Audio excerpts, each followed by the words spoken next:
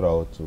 అలాగే మిగతా ఎక్కడెక్కడ కాలేజీలు ఉన్నాయి అక్కడికి వెళ్ళి ఇక్కడ హాస్పిటల్స్ వస్తాయి అని చెప్పి చెప్పొచ్చు. అవి ఏమీ చేయకుండా ఎందుకు ఇంత ఇదేంటి, ఎలా ఇలా అయితే? వెంకటకృష్ణ గారు, మీకు మాట చెప్తాను, ఒకటి కాకపోతే మూడు చెప్పారు. ప్రభుత్వ స్థలాలను తాకట్టు పెట్టుకొని, ప్రభుత్వ కార్యాలయాలను తాకట్టు పెట్టి, రాజధానికి సంబంధించిన భవంతుల్ని తాకట్టు పెట్టి, మద్యం తాకట్టు పెట్టి డబ్బులు తీసుకొని వచ్చిన పరిపాలకుడు జగన్మోహన్ రెడ్డి గారు. నేను ఒక మాట అడుగుతాను సార్, 1990 తర్వాత పివి నరసింహరావు గారి తర్వాత దేశంలో సరళీకృత ఆర్థిక విధానాలు వచ్చినాయి. దేశం మొత్తం కూడా ప్రైవేటైజేషన్ వైపు వెళ్తుంది, ప్రభుత్వ భాగస్వామ్యం తగ్గుతుంది. ఈ నేపథ్యంలో 17 కాలేజీలు సత్వరం పూర్తి చేసి ప్రజలకు అందుబాటులో తీసుకురావడం కోసం ఈ పీపీపీ పద్ధతిలో ముఖ్యమంత్రి గారు తీసుకున్న నిర్ణయం. దాని ద్వారా రోగులకు కానీ విద్యార్థుల సీట్లకు కానీ నష్టం జరగదని చాలా స్పష్టంగా సీఎం గారే చెప్పారు. కాకపోతే జగన్మోహన్ రెడ్డి గారు రాద్ధాంతం చేస్తాడు. ఎందుకంటే ఆయనకి ఏదో ఒకటి దొరకాలండి. ఇప్పుడు ఉలిపి కట్టికి ఏదో ఒకటి సాకు దొరికినట్టుగా వస్తుంది. ఇప్పుడు నేను కింద స్క్రోలింగ్ చూస్తున్నాను, ఎక్సైజ్ శాఖ మంత్రి కొల్లు రవీంద్ర గారు ఈ మునగచెర్ల దాని మీద సిఐని బదిలీ చేశారు, మార్చారు, విచారణకు ఆదేశించారు. అంటే ఈ ప్రభుత్వం తప్పు జరిగితే దాన్ని సరిదిద్దుకోవటానికి సిద్ధంగా ఉందని చెప్తున్నాను నేను.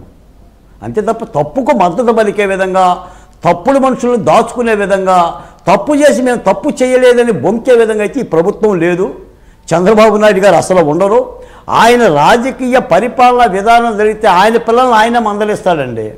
అంటే నేను అనేది ఏంటంటే ఈ పీపీపీ పద్ధతి మూలాన సత్వరం 17 కాలేజీలు పూర్తవటానికి తీసుకున్న నిర్ణయం తప్ప విద్యార్థులు కానీ సీట్ల కోట కానీ మీరు అన్నట్టుగా ఆ హాస్పిటల్స్ వస్తే తప్పనిసరిగా రోగులకి సేవలు అందుతాయి. కాకపోతే జగన్మోహన్ రెడ్డి గారికి ఒక ఆయుధం కావాలి, ఏదో ఒక వింత కావాలి.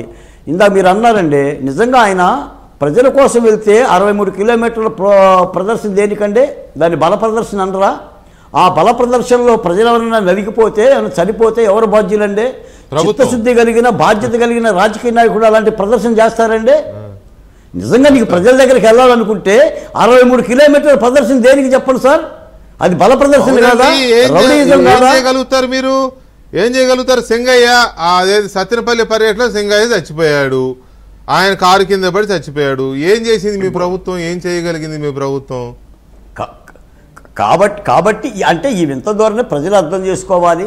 జగన్మోహన్ రెడ్డి గారు ఎందుకు చేస్తున్నారు, ఎలా చేస్తున్నారు, ఎందుకు ప్రదర్శన చేస్తున్నారు, ఆయన ముద్దు పెట్టుకున్నా లేదా గుద్దులాటాడినా పోలీసులను తిట్టినా అంటే ఈ వైఖరి ఏంటనేది ప్రజలకు అర్థమైంది. అర్థం కాలేదనేది నేనైతే అనుకోను. ఒక మాట చెప్తున్నానంటే బాబ్జీ గారు ఉన్నారు కాబట్టి, బాబ్జీ గారు ఈ ప్రభుత్వం తప్పులుంటే సరిదిద్దుకునే ప్రభుత్వం తప్ప తప్పు చేసి ఒప్పు అని చెప్పే ప్రభుత్వం కాదండి. నాకు తెలిసిన చంద్రబాబు నాయుడు గారు అలాంటి చర్యలు తీసుకోరు. మీరు చెప్పండి. ఇప్పుడు వెంకటకృష్ణ గారు ఎన్నో సమస్యలు చెప్తున్నారు, రాధాకృష్ణ గారు రాస్తుంటే ప్రభుత్వం ఆలోచించడం లేదా? మొండిగా పోతుందా?